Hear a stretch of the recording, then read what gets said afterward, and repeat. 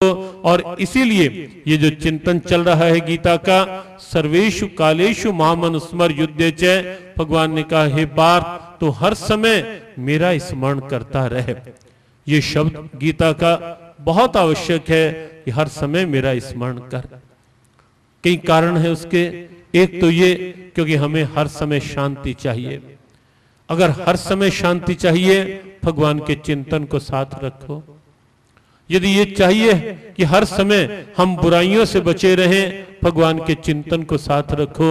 बहुत से लोग ये पूछते हैं कि भगवान की क्या आवश्यकता है, भगवान के चिंतन को क्यों साथ रखें, भगवान के स्मरण को क्यों हर समय साथ रखें। इसलिए साथ रखो क्योंकि भगवान का स्मरण आपको चिंताओं से बचाए रखेगा। भगवान का स्मरण आपको सांसारिक आपदाओं से बचाए रखेगा। भगवान का स्मरण आपको संसार के टेंशन से बचाए रखेगा, संसार के तनावों से बचाए रखेगा। यदि भीतर स्मरण होगा भगवान का, ये विश्वास रखो कि भीतर चिंता नहीं आ पाएगी। चिंता और चिंतन दोनों एक जगह नहीं ठहर सकते। चिंतन रहेगा परमात्मा का भीतर तो चिंता नहीं आ पाएगी, और चिंता होगी तो सीधा सा अर्थ है कि चिंतन भगवान का अलग हो गया होगा जीवन से। दो में से एक ही रहेंगे। इसलिए भीतर स्मरण रखो ताकि भीतर चिंता ना रहे। गीता चिंतन का ग्रंथ है। गीता में ये बात कई बार कही गई कि गीता में कथाएं नहीं हैं, गीता में घटनाएं नहीं हैं, गीता में जीवन का सीधा सा चिंतन है, सीधा सा दर्शन है जीवन का। और उसमें एक बहुत बड़ी बात ये कि चिंता कोई भी नहीं चाहता। आप में से यदि किसी से पूछा जाए कि जीवन में चिंता चाहते हो क्या, आप सबका उत्तर यही होगा कि चिंता नहीं चाहते हम। तनाव चाहते हो क्या, आप कहोगे बिल्कुल नहीं। टेंशन चाहते हो जीवन में क्या, आप कहोगे बिल्कुल नहीं। लेकिन गीता की बात फिर भी नहीं मानोगे।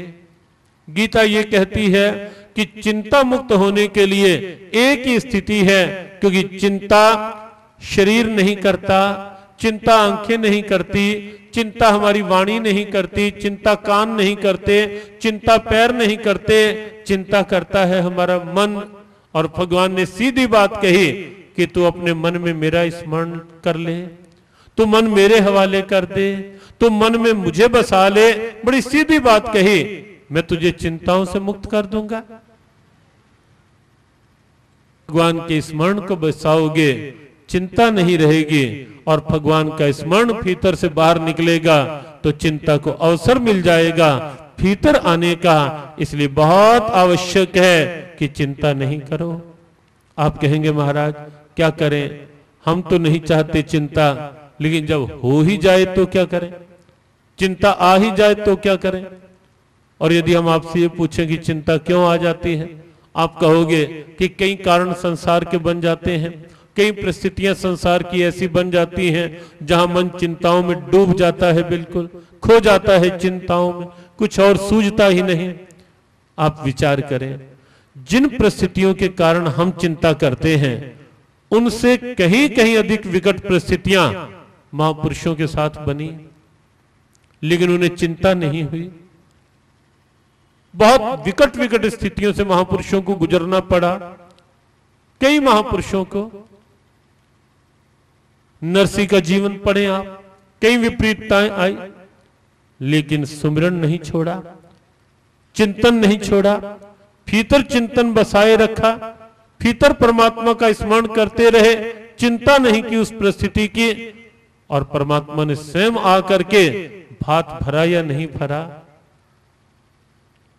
क्यों भरा, क्यों चिंता उसकी दूर की, केवल एक कारण से, क्योंकि नरसी ने चिंता नहीं की, नरसी ने चिंतन किया।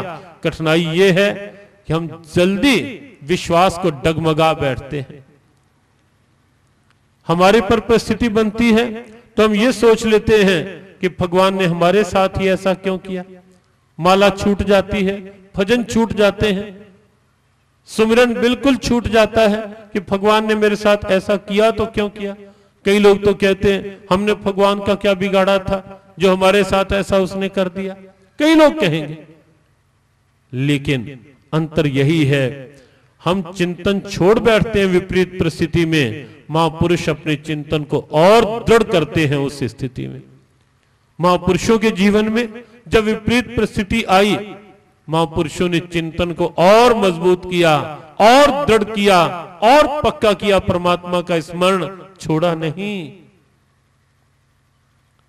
आंधी तेज चलती है तो उस समय सहारा कोई और मजबूत पकड़ा जाता है कि कहीं ये आंधी गिरा ना दे, कहीं ये तूफान गिरा ना दे। मजबूत सहारा लिया जाता है कि मजबूती से पकड़ करके रखें, कहीं ये संसार की आंधियां डगमगा ना दे। इसलिए आवश्यक है उस समय कोई मजबूत